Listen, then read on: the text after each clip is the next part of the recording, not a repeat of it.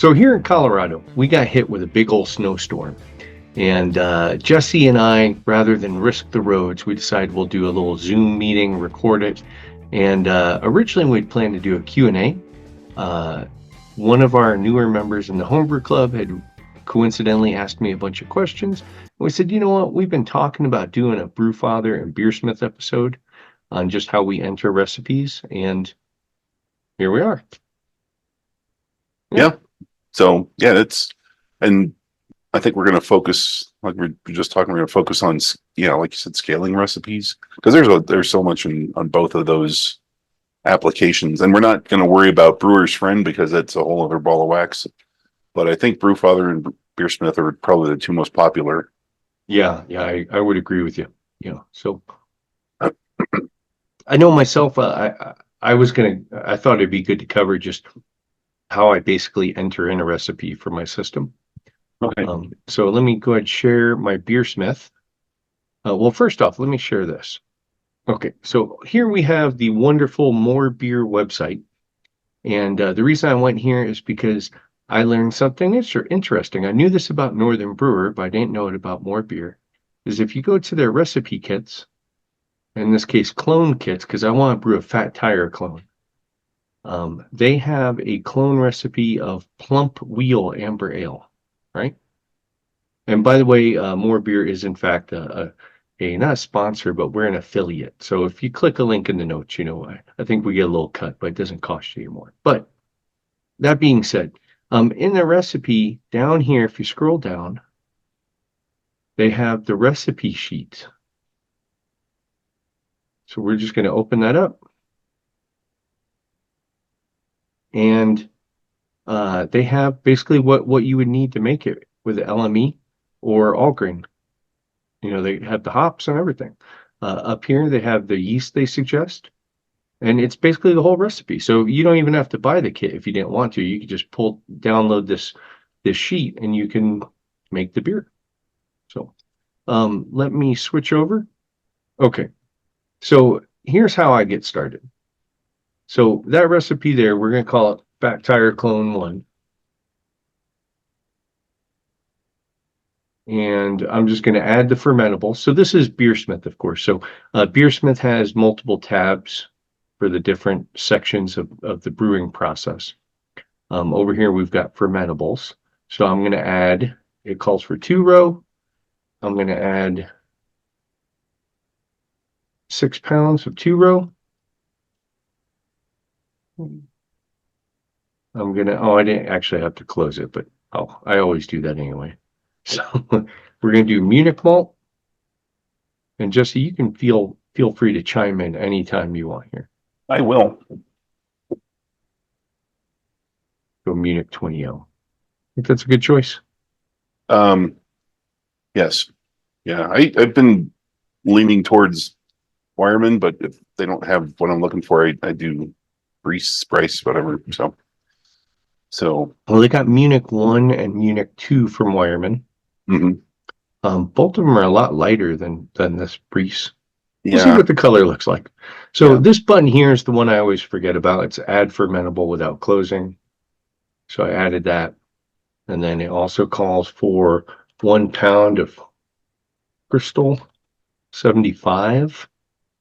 So did you want to point out the very cool trick that I use and abuse about entering the amounts? Oh, yeah, I'll do that right here. I'm glad you brought that up. So I don't see a Crystal 75. I'm going to go with 60. We'll see how dark that comes out. So one thing Jesse mentioned is over here, it's in pounds. So knucklehead me, I used to do the math and convert it to a decimal. And then, so 4 ounces, was 0.25 pounds. But you could actually type 8 ounces right here. And rather than yell at you, I'm sorry, this is actually 1 pound. Let me show you on the next one. And then Victory was the other one. Okay, so Victory, I'm going to type 8 ounces and then hit OK. And you see I added 8 ounces. Yep. And I've noticed that if you want to add 7 pounds, 6 ounces, you can type in 7LB space 6OZ and it does it for you. That is awesome. It is very cool. Yeah. That's the one thing that kind of keeps me going back to BeerSmith. I can't quite escape its gravity. Yeah, I'm kind of stuck. I'm happy with BeerSmith, and it has more features than I've understood so far. So I'm more than happy to just stick with it. So here we go. So I've got all my grains. What I'm going to do now is I'm going to add my hops. Here they call for nugget, 1 ounce at 20 minutes. And again, add hop without closing. Then we have Kent Golding, and that is 1 ounce at 10 minutes.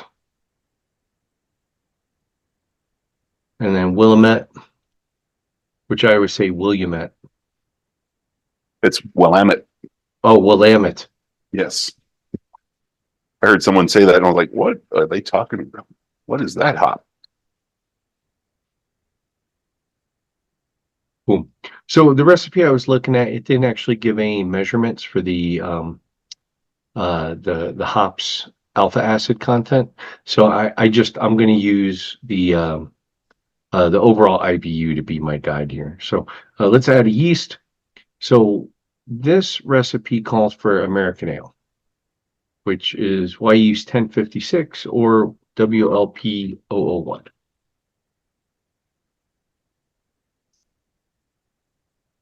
And boom. Okay. So rather than switching back and forth, you can take my word that the recipe page said that this was a. Okay. So the estimated original gravity was between 1050 and 1056. Here I am at 1058. I'm willing to bet it's a 5.5 gallon batch. Let's see what that does. 1053. So I'm happy with that. The IBUs it calls for is 37. So right now we're clocking in at 30.9. I'm going to be, usually what I do is if there's a 60-minute edition, I'll adjust the 60-minute edition. In this case, I think I'll just go ahead and decrease the IBUs manually. I'm just going to click on the little bar there. I'm going to crank it down until it gets to 27. Or you could type it in there too. So that's more drama. And then again, it was originally 1 ounce of each. Boom, it adjusted. Now it's 0.87. Yeah, and that's my recipe basically. What you can do with BeerSmith is you can then look in your mash. Well, okay, so we've talked about this a number of times, is I like using RO water. Okay, so for this recipe, I have the standard 5-gallon 19. I'm sorry, I lost it here. Yeah, there we go. Standard 5-gallon 19L batch stainless steel. You can also do brew in a bag. I've set one up for my mash and boil, and we can get, if anyone has questions on that, we can get into that later. But I'm going to leave the equipment profile where it is. BeerSmith will change your numbers and the amount of water that you're using based on this equipment. We're going to look at my mash. This has us doing a step temperature of 152. In the case of this beer, they call for a mash of 150. So actually, what is that? It's going to be single infusion, medium body. Let's see where that puts us. I like batch sparge, but you can do what you want. Okay, I'm just going to change this to 150. You'll notice, and I should have spent more time on that, but you have a number of selections here. If you're doing brew in a bag, you can actually just choose single infusion, no sparge. Yeah, no, that's not it. Is it no mashup? So what I usually do is do the single infusion, whatever, however, whatever temperature you want. Then on the design page, there is a checkbox for full mesh boil or full mesh. Yeah. At least on, okay. I have mine set up a little bit differently. I have mine. Yeah, there you go. I don't know where it is now. I could show you on mine, but I was pretty sure that they had a. Oh, here it is, brew in a bag. Yeah. Oh, there you go. I'm sorry. In the older versions of BeerSmith, it was no sparge, basically, but they changed it to brew in a bag. So you can basically pick this and it'll use the full volume of water for you. I'm a fan of my mash tun, so I'm going to leave it as a single infusion, medium body batch sparge. Okay. And we're going to go over here to the water since it's now calculated how much water I need. I'm a fan of RO, so I always just put distilled. And we go to our mash tab. So it says I'm going to need 8.68 gallons of water altogether. Go into my mash tab, and my pH it's guessing it's going to be 5.44. I'll be honest, that's close enough for me. If you want, you can add a little acid to it. See what that does. Yeah. And I always change that to 188%. And that seems to work out well for me. And that gets me to 5.26. That is certainly good enough for me. Let's change that to a nice even 1 milliliter. Oh, 5.27. And that's about it. For notes, I'll usually put where I sourced the recipe from. And then, of course, I keep track of like brew notes in there. Here we can select the brew date. I would like to brew this on the 24th. And boom, I've got myself a recipe. That's pretty simple. Yeah. Easy peasy. Yeah. So, oh, I'm sorry. We had one other question about it. At least Charles did. So Charles had asked us how many hops he should use when he was scaling, right? So let me go ahead and just show how easy it is to scale with BeerSmith. So this Fat Tire Clone recipe, I'll be honest with you, I set it for 5.5 gallons, but there's no way. I'd much rather brew 2 gallons of it. So here we go. I'm just going to change the batch size to 2. It gives you a warning about the equipment. I'm just going to say yes. Boom. It scaled it for me. Gravity is the same. IBUs are pretty close. So that was what I think before we're at 27, right? Yeah. So again, I'm just gonna adjust the IBUs. Thank you. This time I'll type it. There you go. Boom. So yeah, so it's basically. Were you clicking each time? Click, click, click. Yeah, I was. So rather than 0.4 packages, I'll probably use an entire pack of California Ale, or, well, you know me, I usually do starters. So, and then over here, it's set to American Amber Ale, which is probably close enough. It shows you where it falls in that category. So the original gravity is a little above the mid-range. Bitterness is a little below the mid-range. The color's pretty low down there. And we can adjust this too if we wanted to. Oh, it can't be reached. Okay. So basically, I would just add more. Like we could replace the Munich with a darker Munich. See here, substitute. Oops. Well, let's see what dark Munich does. So this one, I currently have 20. Bam, that's nicer. Oh yeah. Yeah. So that's looking pretty nice. So it's going to be about 5.8% ABV.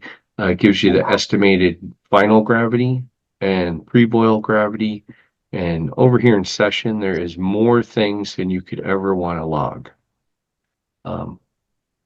So yeah, there you have it. Yeah. It's pretty simple. Yeah, the other question Charles had involved scaling the hops. And as you saw in that recipe, I just went ahead and moved the slider. Yep. So, and then on brew day, if your hops have a much different alpha acid, the earlier editions you want to worry about more, but you can adjust for that and use less or more based on what, the alpha acid content of your hops are. Yeah. Cool. Sweet. All right. So yeah, let's go over BrewFather. So it's not surprisingly extremely similar in a lot of ways, but also very different in a lot of ways as well. So once Mike enables screen sharing for participants, I will show you guys what we can do. I thought I did that. Yeah, the host is disabled. Okay, try now. Let's see here. Okay, so I think we'll just do, screen to share. Okay, so I'm going to get rid of my BeerSmith because I was following along. So, funnily enough, and this is not coordinated, but I too have been researching fat tire recipes. So, I've got some from not only MoreBeer, but Northern Brewer has one. Mm-hmm. BYO, Brew Your Own Magazine, has several.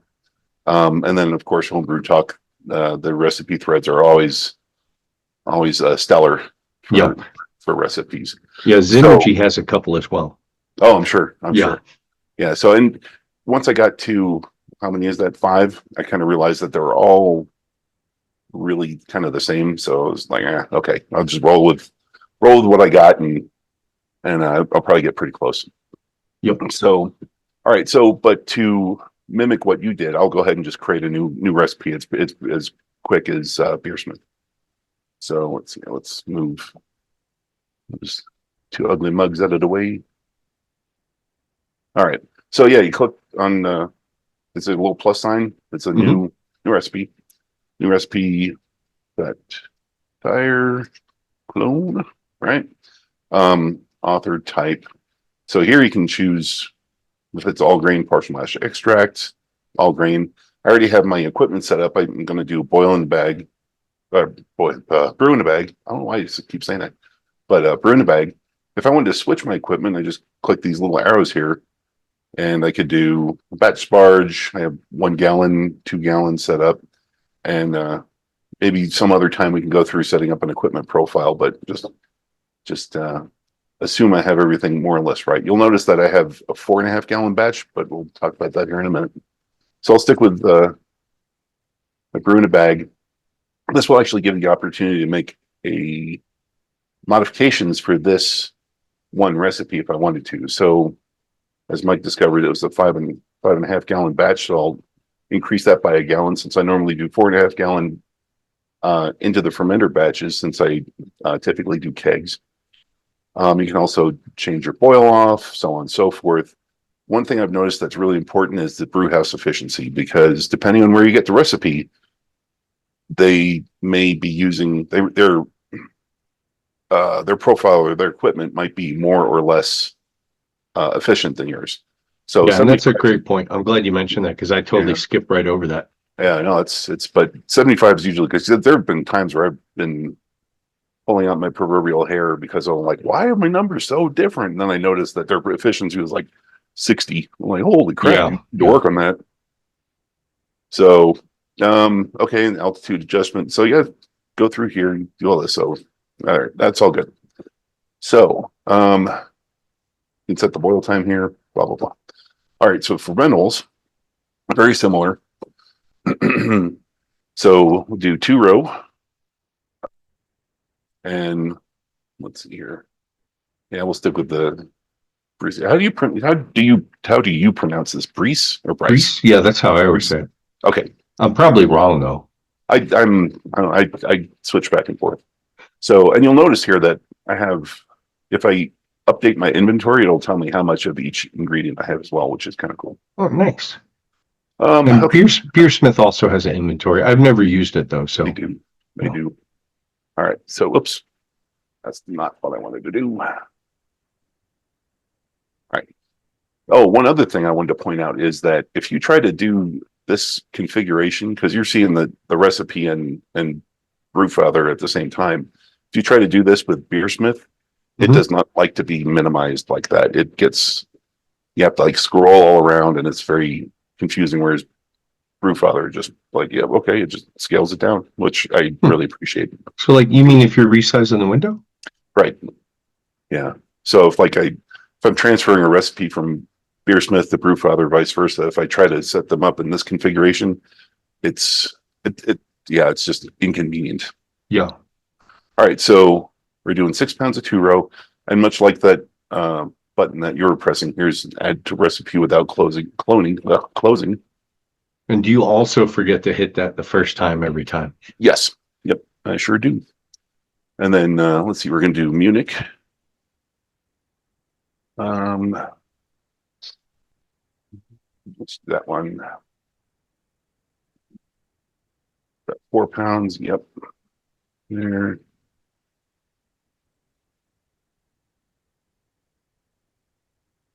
So now this one's in here. That was Crystal 75. Yeah. How about I try that one? It's a little bit bigger. And then Victory. 8 ounces. So unlike BeerSmith, unfortunately, this one does not do that cool thing where I can just put in, 7 pounds and 6 ounces or anything like that.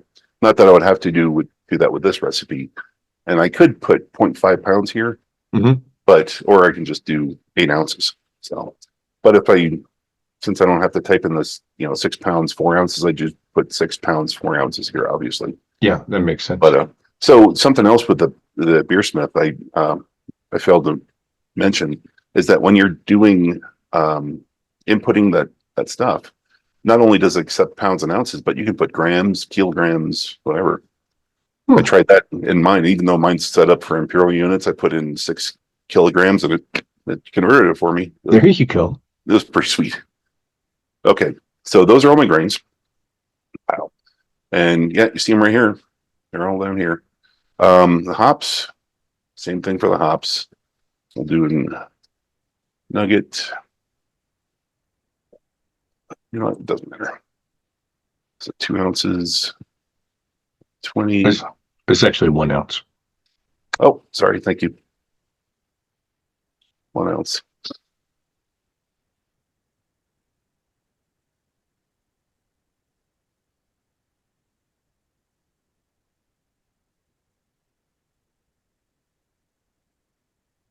Thin, right? And finally, William.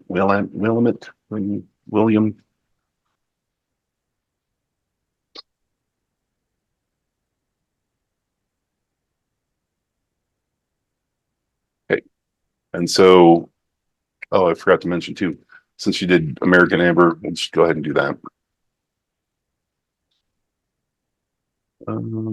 So one thing that's kind of cool is when you go in here and select a recipe, it'll sort by what it thinks it's most closely matched to. Oh, that's interesting.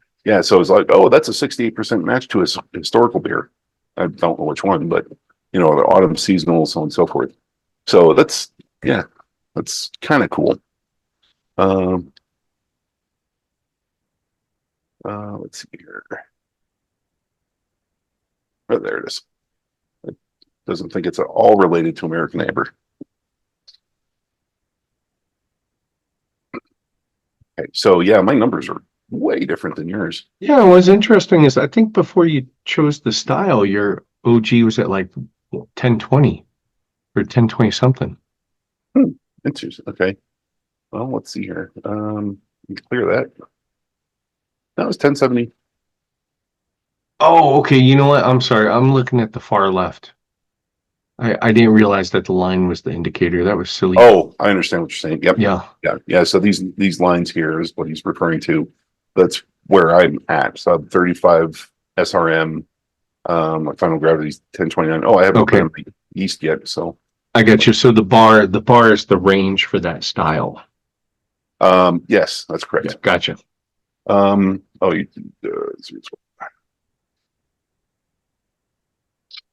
And White Labs. Okay.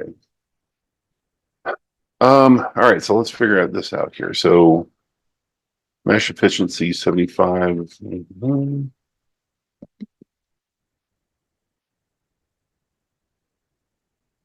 know. What do you think? Why am I getting your IBU was closer than mine too? Oh yeah. Yeah, because I had to crank mine up quite a decent amount. Yeah. Yeah, well, I mentioned to you before that one thing I really noticed with these two programs is that their IBU calculations are sometimes significantly different. Yeah. So, but I mean, that's a guesstimate anyway, on a good day for any program. So yeah, just So, like what you so like. when I was entering my recipe in, BeerSmith had defaulted to 72% efficiency. Okay. Although to be fair, when I go to 75, it puts me at 1056. Yeah.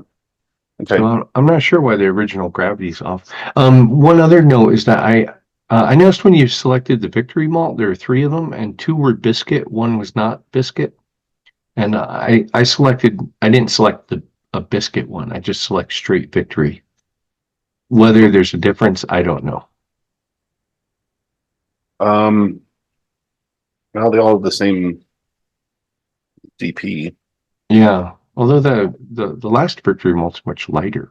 Yeah, it is. Yeah, I still haven't figured out the uh, differences between some of those malts. Yeah. But, I just kind of guesstimate. Um, okay, so so yeah, I guess it'd be a good time to discuss this now. Is that to do a scale of either the batch size or anything like that? In here, you hit the scale recipe, The scale. the scale, and so you can either change the batch volume. So if I want to do the, actually make this 4.5%, it would, or I'm sorry, 4.5 4.4 gallon. gallons. Mm-hmm. Yeah, and I hit scale and it will scale everything for me. And notice that these numbers didn't change at all, but these numbers did. Very nice. And something else that's cool is that they have an undo, Yep. so I can go back to where I was. Yeah, So and BeerSmith does as well. I don't know if it works for the scale though. yeah, I've tried using it in the past and I haven't had much success. So I must be doing something wrong with it. Well, so and you gotta remember too, one thing to take into account is I'm a Control Z guy, so it's almost instinctual for me. So Yes. Oh yeah, that may be what I haven't been trying just because I assumed it wasn't going to work because the little arrow isn't highlighted. But in this one, I'm not going to want to scale it because I want these numbers to actually change. So I will change my equipment profile since that's where the efficiency is located. And I'll change that to 73, right? yeah, I'll say, hey, do you want to scale it? And in this case, I'm going to say no. So yeah, it obviously moved a little bit since the efficiency went down. Mhm. So obviously, But you can adjust the OG from here too, though, right? so yeah, you sure can. Yeah, I can just click on here, and much like that one, I can just. So what's the OG supposed to be? 1053. 1053. Yeah, it gave a range actually. It was between 1050 and 1056. Oh, okay. We'll just roll that. So then hit scale, and it changes everything for me. Very So the nice. SRM's 29. Yep.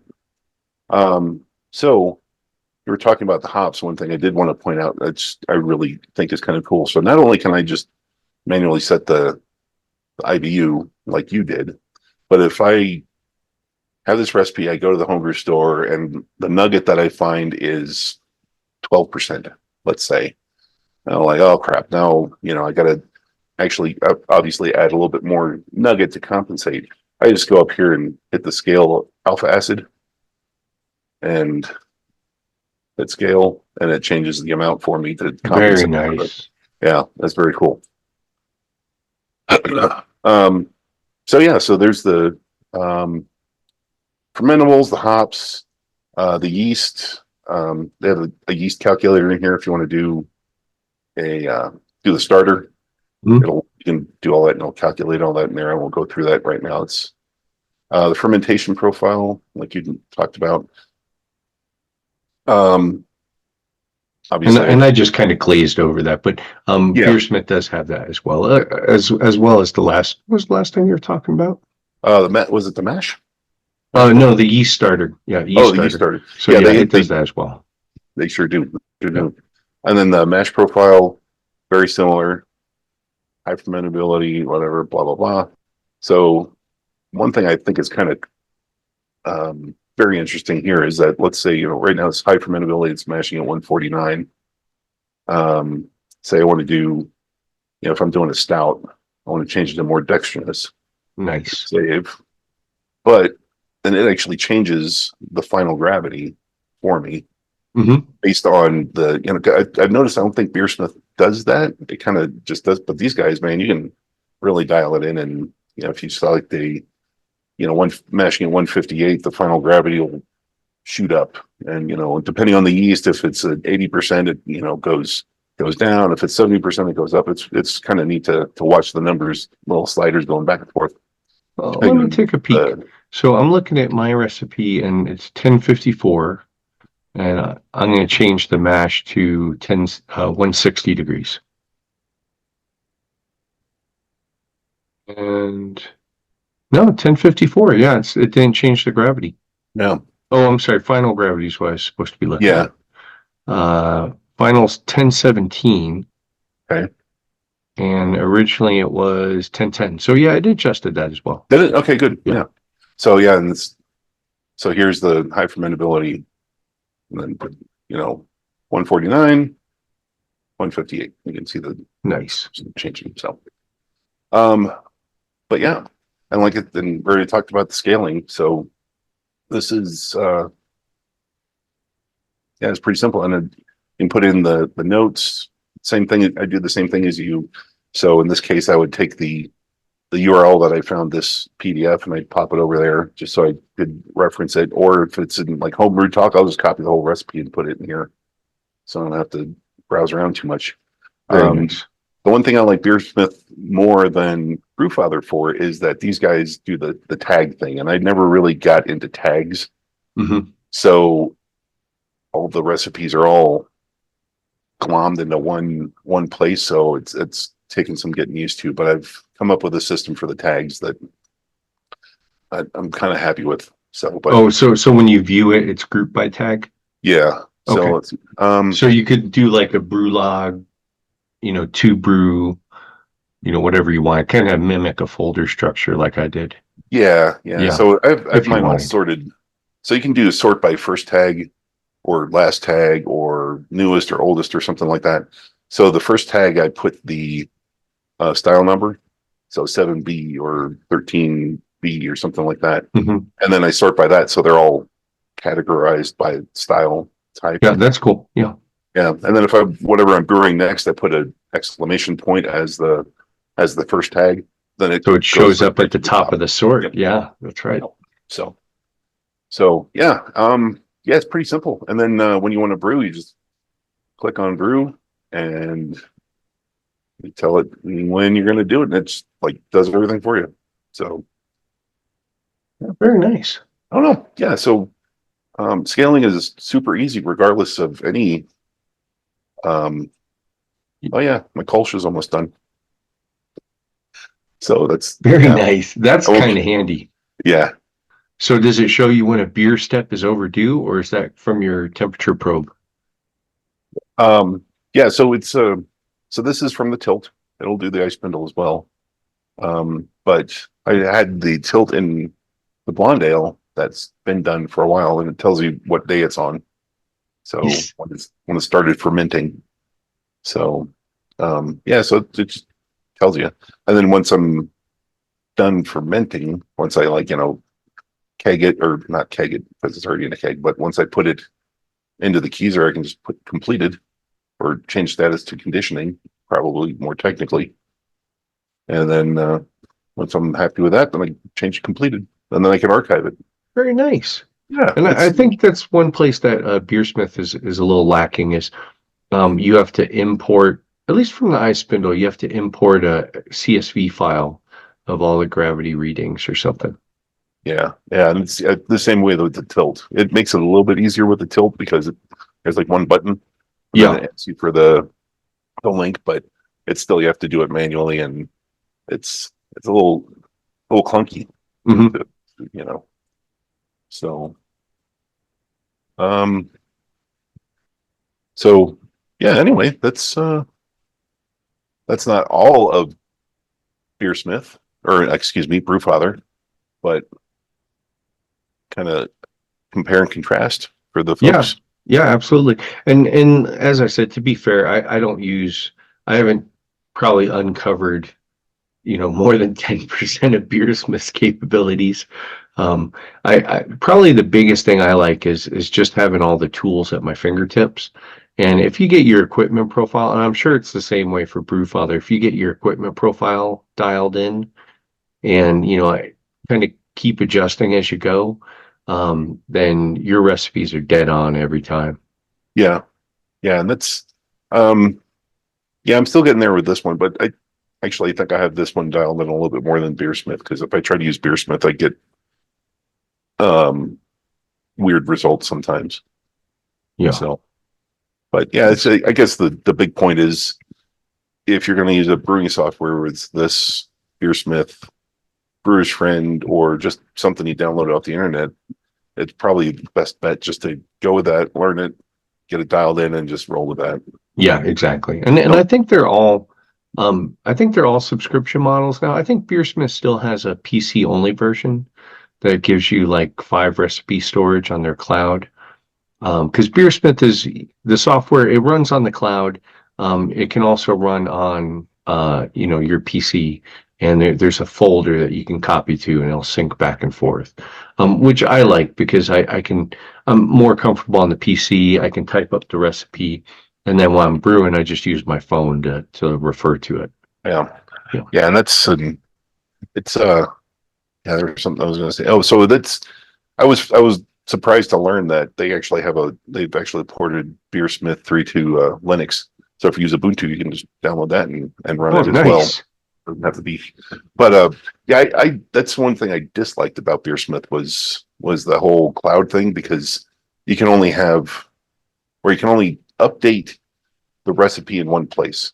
So either on the PC or on the cloud.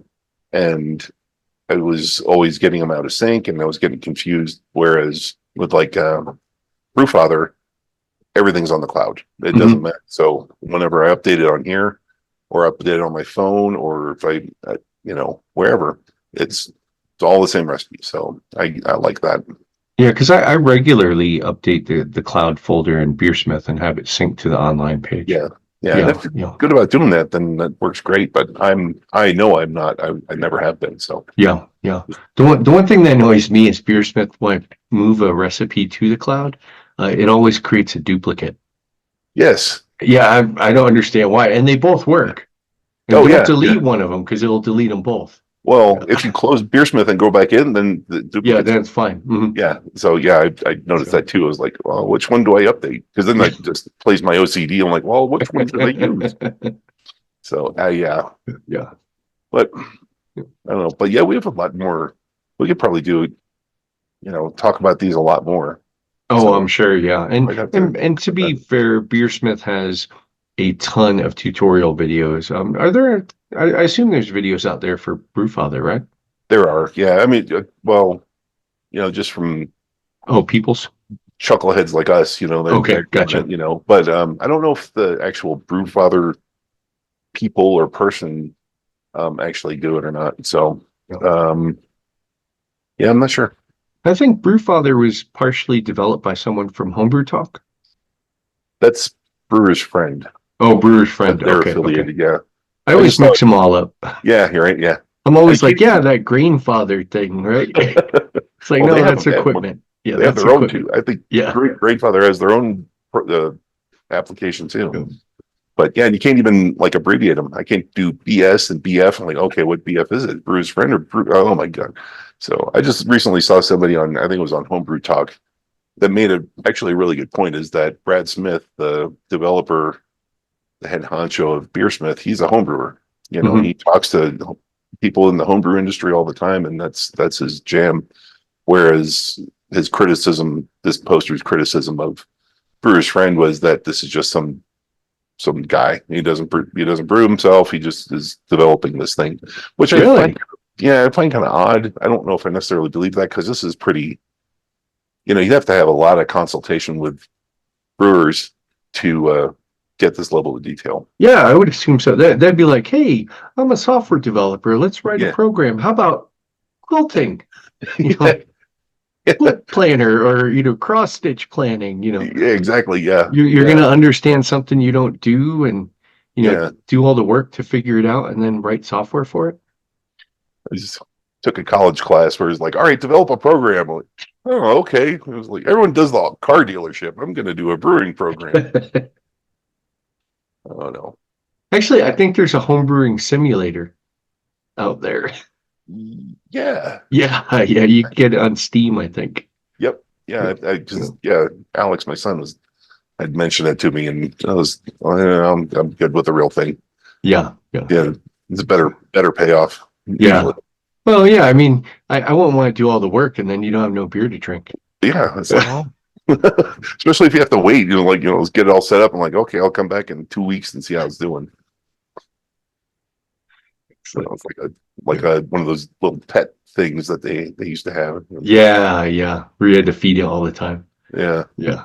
So, well, if you have any questions about BeerSmith or Brewer's Friend, right? No, BrewFather. BrewFather. See, I always mess it up. So, any questions about BrewFather or BeerSmith, please let us know. We'll gladly knock out a video and may make us delve into it a little bit more. Yeah. Yeah. So make sure you click like, subscribe, all that good stuff. Till next time, cheers. Cheers. Tink. I'm empty.